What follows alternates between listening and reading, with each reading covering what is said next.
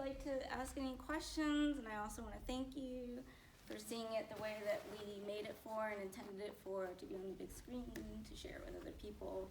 And so I do have some updates about the cat dads, and I also can take any other questions you have, and we'll just make it quick and informal. And if you didn't get any cat treats, please take some on the way out. I also have $20 coupons for Maltel for cat sitting service, because they helped us get the movie into theaters.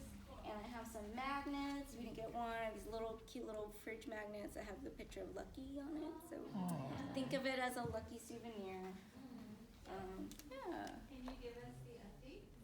Yeah. So I guess everyone asked about David, and I'm really happy to say that he's still around and he's still in the same shelter. We just hung out with him in October when we opened the movie in New York. And it was so great because, he's unable to travel, to go all these film festivals we've been doing. So it's been really great for him to be with us and meet the other cat dads and be part of the whole thing. And he's just thrilled. His cat is still with the woman in the movie, Pam, the foster mom. She lives in upstate New York, so it's very hard. Even though he's allowed to have Lucky in the shelter, it turned out to be too stressful and loud and chaotic. So it didn't really turn out to be a great option. So he's staying upstate, and David visits on the weekend when he can, but he has to be near the hospital, so he's still staying in the shelter. The latest I heard is that they stopped doing chemo. It's not really hurting or helping, and so they're just stopping and seeing what happens, which allows him to spend more time with Lucky, to be upstate. So we'll see what happens, but he wants everyone to know that he feels really lucky and blessed, even though he doesn't have very much. He has the love of his baby boy, and he has so many friends. He's actually on social media. He's always watching what we're doing, where we're going, so we post a lot, and he's very easy to find. It's just David Giovanni, and his picture is a picture of Lucky, and people are always reaching out, and he just loves it. So he's just one of the most remarkable. We're really close now. He's one of the most remarkable people I've ever met. That he keeps that optimism and he keeps fighting. We thought we were going to lose him in 2020, so it was a very stressful time, and they don't really know how to continue treating him or why he's still around. He's always joking, like, I don't know why I haven't dropped dead yet. And we do think it's credit to Lucky. He's keeping him going. So Will, the founder of Flatbush Cats, actually left his day job, and he totally did a 180. And he totally left his day job, and he's doing Flatbush Cats full time. And they just signed a 10-year lease to open an affordable spay-neuter clinic in Brooklyn. So we're really happy to help him with that. We did some fundraising for him with our screenings in New York, and we continue to push that. Jeff and Zulu, who moved to Minnesota, they actually are now back in the Bay Area.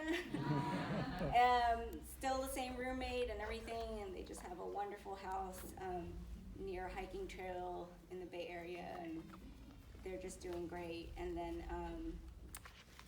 is anyone else you want? Gold Kitty's dad wanted to be here, but he just got COVID, so he would have been here otherwise.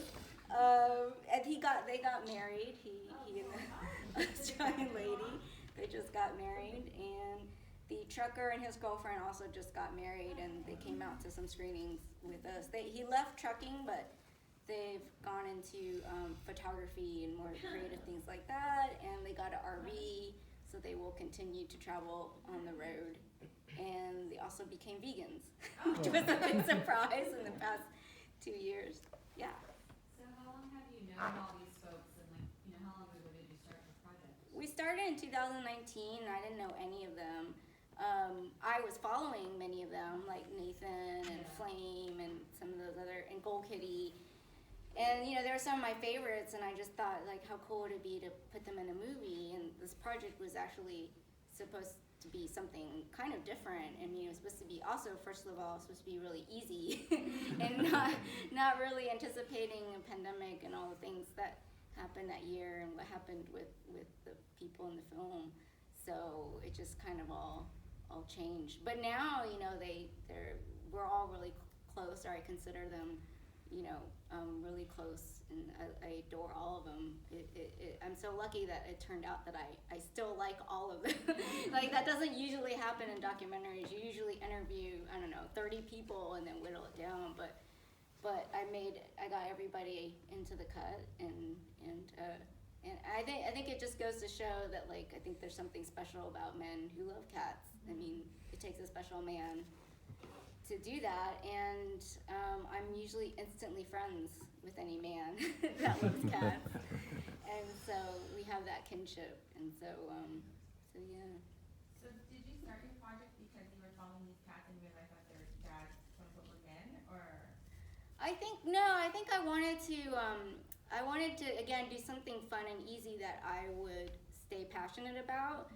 And I like men and I like cats, so it was sort of like, but also like I'm a cat lover. I wanted to make something that I would enjoy watching, and I think there's a lot of content that is made by not cat lovers, and I think they kind of make people look kooky or whatever. And I really wanted to normalize the people and really just kind of make it very heartfelt.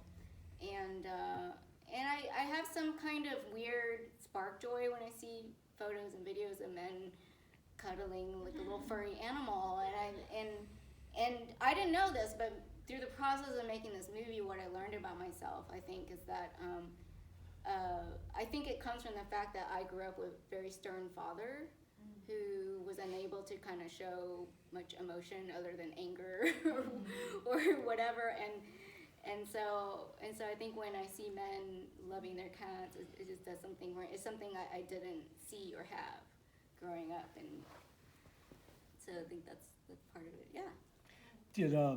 Did you need much convincing, or did they? I'm sorry. Did they need much convincing to be involved in the project, or were they? The ones that are in, no, but there were men that I talked to that had no interest in hearing about it. I think they just didn't want to be in front of the camera at all. And then there were men that there are men that fell out of the project because of everything that happened in 2020. Like, I was supposed to shoot with someone in Portland, and then with the pandemic and the riots and the fires that year, it was just like we kept postponing travel, and then eventually I think their just heart wasn't in anymore. And then we just moved on, and David's story changed, and so we just spent more time with him. We were really naive thinking that he was going to we knew he was high on the wait list for the shelter, and we thought, oh, he's gonna get in, and then he's gonna get back on his feet, and it's gonna be fine. And we did not think, you know, all the complications that would happen. But David was a tip, actually, from a woman who had been trying to help him get off the street, and they were just out of options. She somehow heard about my project, and I was already filming, and I was like, I don't know if this can work. First, I'm already cast up, but then also the tone is so different. It's not what I was initially going for. But I meet him, and of course, you just fall in love with him. He has like this childlike innocence, and I was just like, well, he's kind of the epitome of a cat dad, and we have to kind of make this work somehow, and so this could help him. Yeah. Was there? Yeah. Well, congratulations, first of all. I know making a film is tremendously hard, so good job. Thank you. You talked about some hardships you went through in the movie. Were there any unexpected surprises that were positive that you got to experience? I think just the closeness that we all have, and it's just, you know, it's hard because of the pandemic. Trying to finish in the pandemic was just the hardest thing for so many reasons that are like obvious, but also what I was not expecting was that some of the men were having their own personal hardships during that time and were like MIA. Like, I couldn't get a hold of them, and it wasn't until the movie like started coming out that they came out of the woodwork. And so I don't know if that really answers your question, but I'd say that like I'm just elated that all the guys have seen the movie. They're all thrilled with it. No one's unhappy. That's very rare in documentary world. And we're just thrilled. I'm just thrilled with the reception of it. Because during the pandemic also, like, I couldn't screen it with an audience. I couldn't really get a reaction. So I didn't really know until the first film festival, and I saw it with an audience. Like, you know, are they receiving the information that I want them to receive? And so you just don't know. And so I'm just happy with how it turned out, even though it wasn't the original vision. And I'm just glad we kept going, because it was really a difficult decision to make, because at the time you're thinking, oh, this is going to be a few months, let's just wait it out. And then, you know, good thing we didn't. We just pushed through, and part of that was because of David and just the urgency. Like, he doesn't have much time. We've got to finish this and get it out. So, yeah. What was the original vision for it? For the project? More like Nathan and Gold Kitty, and just more like Instagram dads. Yeah, kind just of a thing? fun. And I didn't want everybody to be famous. Definitely, I wanted like a wide variety. I wanted men who, you know, didn't have a lot of followers. But Instagram was kind of the easiest way to find men, because if they're posting, then you know that, oh, they're already kind of open to sharing their lives. And so, yeah, I get a lot of messages of people kind of mad that they weren't chosen. It was like there was no contest or casting call. It was really just like, you know, I don't have a lot of time to waste, and let me just go with my gut feeling. And I also need to spread out and not have everybody be an LA actor, you know? Like, I need it to be, my vision is just that it's, my vision was a collection of stories, and together somehow it was going to say something or be entertaining. It wasn't what turned out, but I'm happier with what turned out, because I think it represents me and kind of the films that I like actually more. So I don't know if I would have been successful making that original vision. So, yeah. Do you have kitties? Yes, so before this movie, I had 4, and now I had 2 foster fills over the summer, so now I'm up to 6. Yeah, so I'm done. I need to make a sign that says maximum cat occupancy 6. Once you have 4, you might as well have 16. I know. No, I have to. Mainly, I have to be done because they're all vying for attention. Yeah. I was impressed that you spanned across 5 different states. Was there anyone who was like too far out? Was there like a limit where you would go? You know, I wanted to expand more, but the pandemic actually kept us to the U.S. And there were actually places in the Midwest I wanted to go, but again, we kind of had to limit, you know, as the pandemic dragged on, it was just like, okay, we can't do that. We need to limit our travel and things like that. Yeah, maybe last question. So I have a lot of friends that I know would love this film. Is there, besides the theatrical run, will it be streaming or? Yeah, so it's not announced and official yet, but we're planning, the distributor's planning February 17th. You'll be able to get it rented on Amazon and some of those things. Yeah, so we'll spread more news.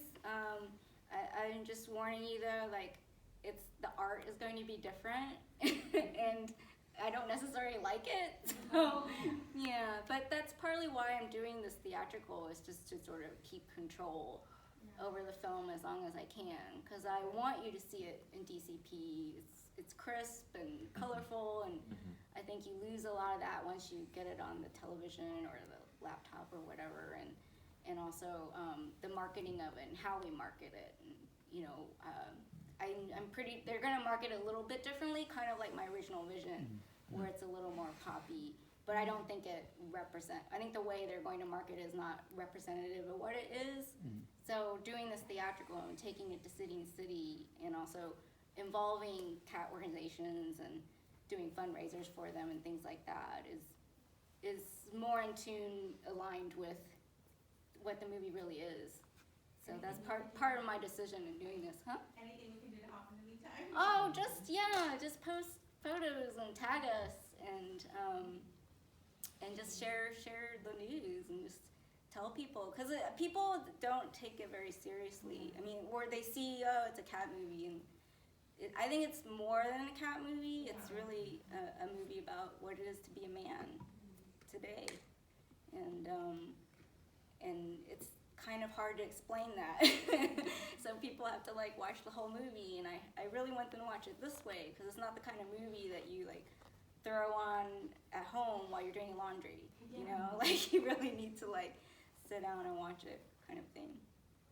But I'm hanging around outside, so I'm gonna let them get to work. But yeah, please. Congratulations. Thank you all for playing.